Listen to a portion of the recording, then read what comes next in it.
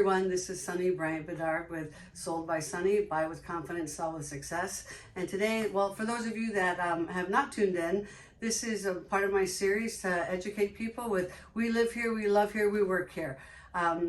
Those of you that have worked with me in the past know that the gentleman you're about to meet is my go-to mortgage guy. This is Jeff Steffens. Jeff's going to give you a little bit of information about mortgages, pre-approvals, and why they're so important. Hey. Take it away, Jeff. Well, thank you, Sonnie. I appreciate it. So, the mortgage pre-approval process, people throw that term around quite often. Everyone says you need to get pre-approved before you go into market. You should be pre-approved before you go looking at homes. But what does that really mean, right? I mean, everybody should know what that means. So when you do a pre-approval, it's a relatively simplistic process, but it can be very informative. The lender that you choose is going to ask you to provide certain pieces of information. So we're going, and everything in my world, in most lenders' worlds, will run in twos. So I'll ask for 2 years of W-2s. I'm going to ask for a 2-year job history. I'm going to ask for 2 months worth of bank statements. I'm going to ask for your last 2 paycheck stubs. What are we looking for in those pieces of information is often a question that comes up. I'm creating a income trend by using your last 2 years W-2s. If you're working for the same employer, I use your gross income from 2021, I would use your gross income from 2022, and I would use your year-to-date this year.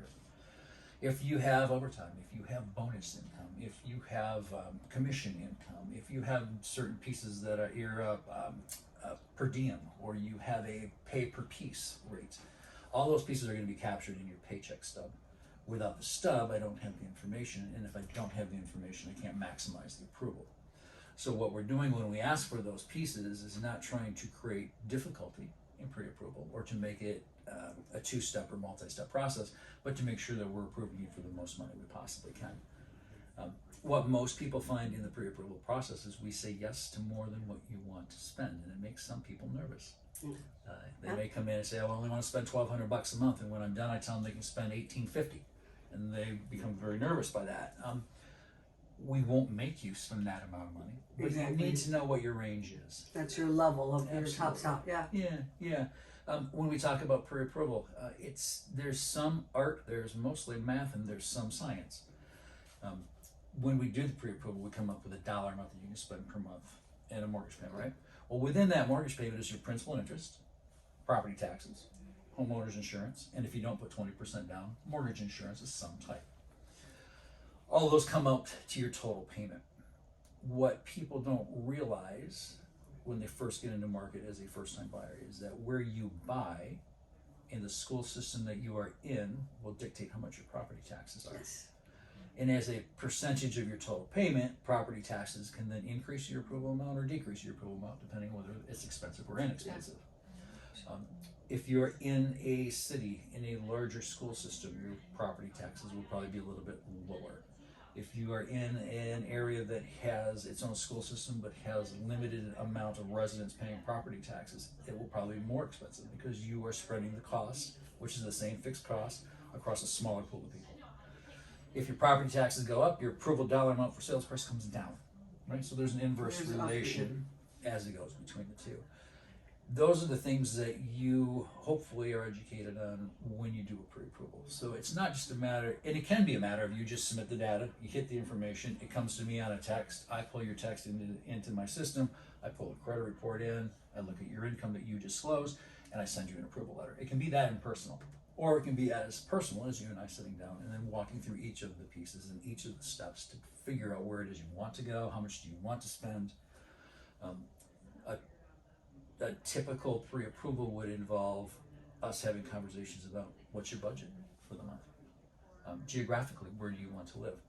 Do you have children, and are you targeting a school system that you wish to put your children in, or are they already in a school system that you want to stay within? That you want to stay within. If that's the case, well then I know what to use as a good approximation for property taxes, because the mills are the same, and property taxes are dictated by mills. Which is a whole different discussion for probably another part of this series.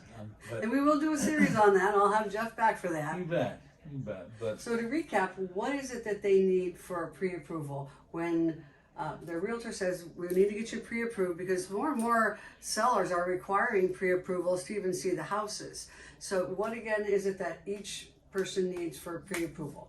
So you're going to want to isolate and identify who you want to work with for a lender, right? So you're either going to talk to Sonnie, you're going to hopefully call me, or you're going to talk to your parent or a trusted person in your life, and they will give you a recommendation for where you wish to go.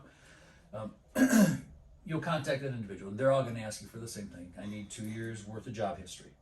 I need 2 years worth of W-2s.